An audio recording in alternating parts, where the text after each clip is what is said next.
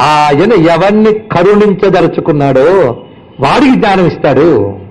ఈ మాటలు ఎంత లోతుందో చూసారా? అలాగా అద్భుతమైన భావం వచ్చింది. వెంటనే సిద్ధమైపోయాడు. ఈయనకి ఎవరూ చెప్పలేదు. చూడండి ఇక్కడ ఈ కథను ఎలా చూడాలో ఈయనకి ఎవరూ చెప్పలేదు. ఎవరికి? విష్ణువుకి. ఆత్మజం ఆ మాట చెప్పారు. ఆత్మజమైన జ్ఞానంతో హాయిగా ఉండి తపస్సులు ఉండిపోయాడు నిదానంగా హాయిగా. అన్నీ చేయించేది పరమాత్మ అనుకున్నవాడు తానేం చేసినా దేనికి దిగులు పడ్డండి, హాయిగా ఉంటాడు. ఇప్పుడు పెద్ద ఆయన పైకి గ్రేడ్గా ఆయన కథలోకి వెళ్తాం. ఆయన వెళ్ళిపోతుంటే రెక్కలు తగులుతున్నాడు కదా, మండుతున్నది అగ్నిహోత్రం. అగ్ని దగ్గరికి వెళ్ళడం తేలిక కాదు. పైగా అంతు చూద్దాన్ని వెళుతున్న కొద్దీ ఆయనకి అలసట వస్తుంది. అలసటతో మొదట ఎగిరినప్పుడు అంత ఉత్సాహం ఉండదు కదండి. హంసరూపం ధరించి రెక్కలు అల్లార్చుకుని వెళ్ళిపోతున్నాడు ఆయన పైకి. ఆ వెళ్ళిపోతున్నప్పుడు వేడి తగులుతుంటే ఆ రెక్కల సెగకి మాడిపోతూ తట్టుకోలేకపోతున్నాడు. అయినా సరే ఇంకా అంతు చూద్దాం వెళ్తున్నట్ట. రెక్కలు తగ్గిపోతున్నాయి, అయినా అంతు చూస్తాట. ఏమిటండి? చావన్ కాలము దాపురించియును తన్నే వైద్యుండు చికిత్స బ్రోవగలడో ఏ మందు రక్షించునో ఏ వేల్పుల్ కృపజూతురో జనుచు చా చింతించునే గాని ఆఖరి శరీరం సత్తువు పని చేయదు, ఏమి ఉండదు. మృత్యువు దాకా వచ్చినా ఇంకా అహంకారం పోదు. ఏమిటది అహంకారం? భయంకరమైన అహంకారం. ఇదంతా అహంకారం గురించినది. అహంకారంతో అంతు చూస్తాను వెళ్తున్నాడు పైకి. అయితే సిద్ధులు తిరుగుతున్నారు, ప్రదక్షిణ చేస్తున్నారు అగ్నిస్తంభం చుట్టూ. వాళ్ళనైనా చూసి ఇదేమిటైనా మామూలు జడమైన స్తంభం కాదు, పూర్తి చైతన్య స్వరూపం ఇది. మామూలు నిప్పు కాదు, మమ్మల్ని గమనిస్తున్న నిప్పు, మా భావాలను గమనిస్తున్న నిప్పు అనేలా బుద్ధి రావాలి కదండి. రాలే. కానీ అక్కడ సిద్ధులు అనుకుంటున్నట్ట ఈయన గారిని చూస్తూ. అంటే నాతోనే సృష్టి ప్రారంభమైందనుకున్న బ్రహ్మకి ఆ పైన సిద్ధులు కనబడ్డారంటే వాళ్ళు ఎక్కడున్నారు? ఇది ఆలోచించవలసినదే. అంటే ఈ బ్రహ్మగారు ఒక బ్రహ్మాండానికి చెందిన ఆయన, ఇలాంటి బ్రహ్మాండాలు ఎన్నున్నాయో అది ఆలోచించవలసిన అంశం. ఆ పైకి పెడుతుంటే సిద్ధులు అనుకుంటున్నారు. హాసన్ అదేహపాతోపి అహంకారోస్త్యవైగతా. అయ్యా, దేహపాతం అయిపోతున్నా అహంకారం పోవట్లేదు వీడికి. ఈ మాట ఆనాడు బ్రహ్మను అనుకోవడం కాదు, ఎవరికి వాడు అనుకోవాలి. వీడు అనుకోవడం చేత కాదు కనుక మహాత్ములు అంటున్నారని చెప్తున్నాడు ఇక్కడ. విశీర్యమాన పక్షోయం, రెక్కలు వాడిపోతున్నాయి, శరీరంలో సత్తువు రాలిపోతుంది, కానీ వీడు అహంకారం వదలట్లేదు. అది మాని స్వాత్మనో యోగతో ధ్యాయ, ఒక్కసారి ధ్యానం చేస్తే ఇదేమిటో తెలిసేది కదా. పరమాత్మ యొక్క ఆది అంతాలు తెలుసుకోవడం కోసం తవ్వుకుంటూ వెళ్ళక్కర్లేదు, ఎగురుతూ అవస్థపడక్కర్లేదు. ఉన్న చోట ఉండి ధ్యానంలోకి వెళితే నీలోనే పరమాత్మ కనబడతారు. ఆ పని చేయలేదు వాళ్ళు, అది తెలుసుకోండి. ఇక్కడ లోకాలన్నీ తిరిగితే ఈశ్వరుడు కనబడ్డు, స్థిమితంగా కూర్చుని లోపలికి వెళ్తే పరమాత్మ దొరుకుతాడు. లోకాలు తిరిగేవాడికి దొరకడు, లోపలికి వెళ్ళేవాడికి దొరుకుతాడు. అది తెలుసుకోండి ఇక్కడ. మొత్తానికి ఈ మాటలు విన్నాడు.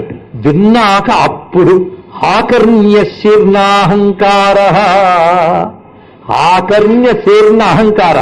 ఇంతవరకు రెక్కలు రాలిపోతున్నాయి, శరీరం రాలిపోతుందేమో అనిపిస్తుంది, ఇప్పుడు అహంకారం రాలిపోయిందండి మహానుభావుడికి. దేహం రాలగొట్టే ప్రయత్నం చేయి కదా, ఎప్పుడు రాలిపోతుంది. దేహం రాలే లోపల అహంకారం రాలగొట్టుకునే ప్రయత్నం చేయి. అది చెప్తున్నారు ఇక్కడ. ఇంత అహంకారం అనే మాట ఇప్పుడు ఎన్ని వాళ్ళు చెప్పి ఆలోచించండి. అసలు అరుణాచల మహాత్మ్య భాషే వేరండి. ఇలాంటి భాష మీకు సూపరాణంలో కనబడుతుంది. అంటే సూపరాణం తక్కువ నేను లేదు, అక్కడ కంటెస్ట్ వేరు, ఇక్కడ కంటెస్ట్ వేరు.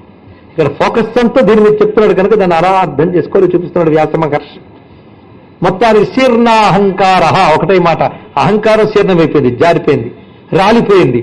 వెంటనే అప్పుడు కొంతసేపటికి పక్షయుగలం పని చేయకుండా పోయాక నమస్కారం చేసుకుని సిద్ధుల మాటను ఒక్కసారి స్మరించుకుని సయేవ శంకర సర్వం అహంకారమథావయో అపాహరదమే ఆత్మ సమాహాత్మ్య ప్రకాశనాత్.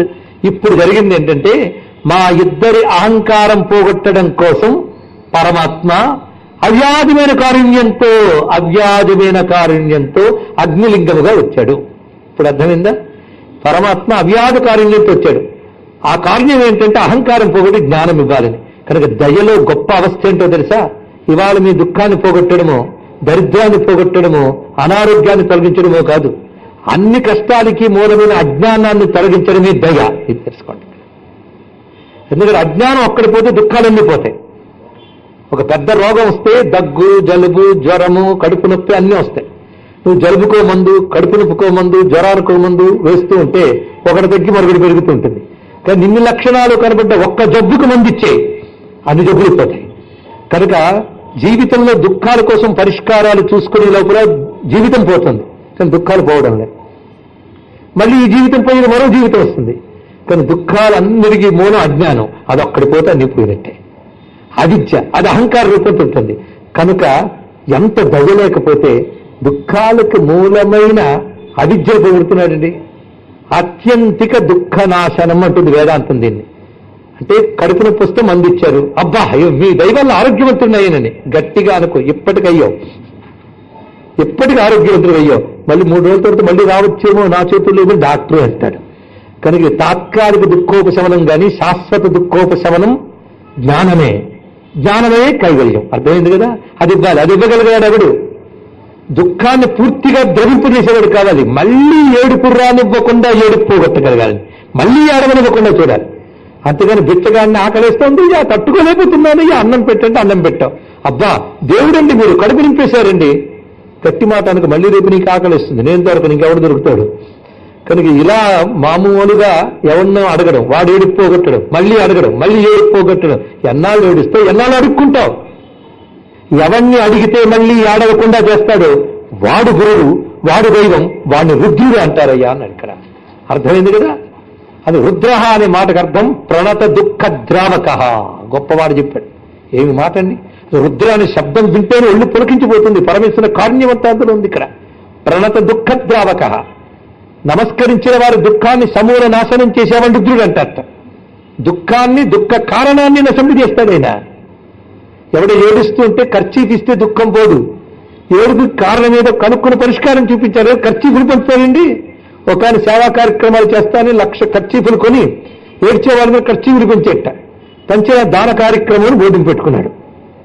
మా ధార్మిక సేవా సంస్థ అండి, అందుకే ఖర్చీఫులు పెంచాం. ఇలా ఉంటాయండి కార్యక్రమాలన్నీ కూడా. మనం ఏం చేయగలం? ఖర్చీఫులు పెంచి ఏడుపు పోగొడతారండి.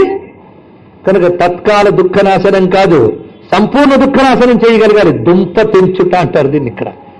దుంప అంటే చెట్టును నరికితే లాభం లేదు, చెట్టుకు మూలమైన రూట్ని తెంచి పారేయాలి. ఇక్కడ దుఃఖానికి మూలం ఏమిటయ్యా? ఎవరైనా చెప్పగలమా? ఒకవేళ పొరపాటును ఇంతవరకు శ్రద్ధగా వింటే టపీమని మీరే చెప్పేవారు అజ్ఞానం అని. కానీ రూట్కి రూట్ చెప్పాను, కానీ దుఃఖానికి రూట్ పాపం, పాపానికి రూట్ అజ్ఞానం. కానీ అసలు రూట్ ఏమిటి? అజ్ఞానం. అందుకు ముందు పాపం పోగొట్టాలి, తర్వాత అజ్ఞానం పోగొట్టాలి.